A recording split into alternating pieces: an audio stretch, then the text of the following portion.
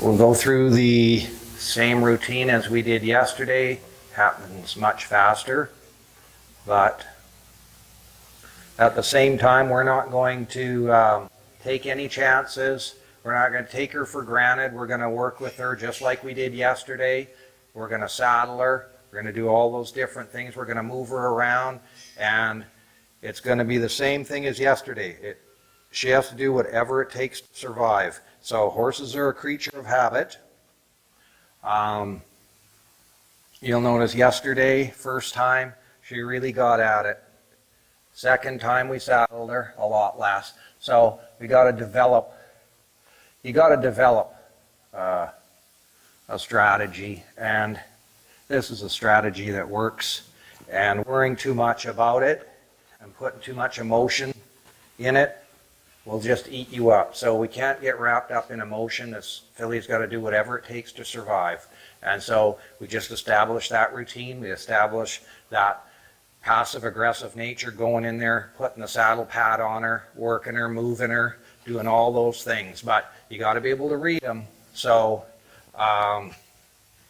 this is something that takes time and takes experience. But what you do see is, doesn't matter how old they are. You're gonna get the problems if you don't do this. And what will happen is you will reach that dead end if you don't understand the mind of the horse. So the horse has no ill will towards me. She looks me up. So, and that's why I say once you get that saddle on, you can love her and hug her and do all those things and say, please don't buck.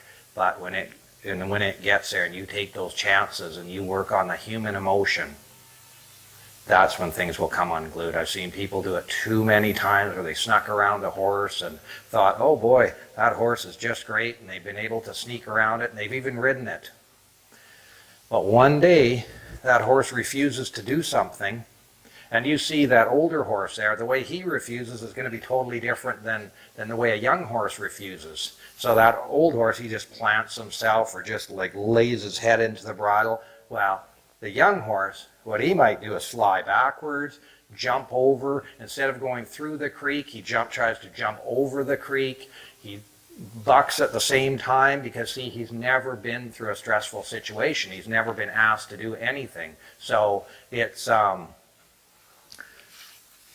they're all individuals, and you've got to be able to read the horse. So, like I say, not a lot of magic involved here. It's just something that has to be done.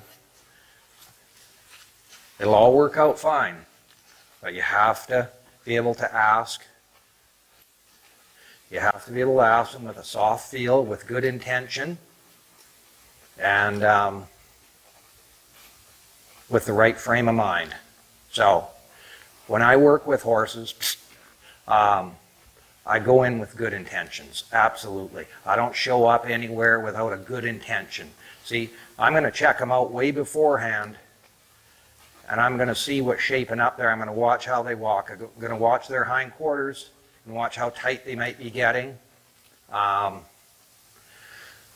lot of it is knowing who's been handling them and what's been going on, and so I get a good read on the people and then the horse. So it's something, it is repetition, but at the same time, never trying to always do the same thing with them and try and program them, because horses are very, very programmable.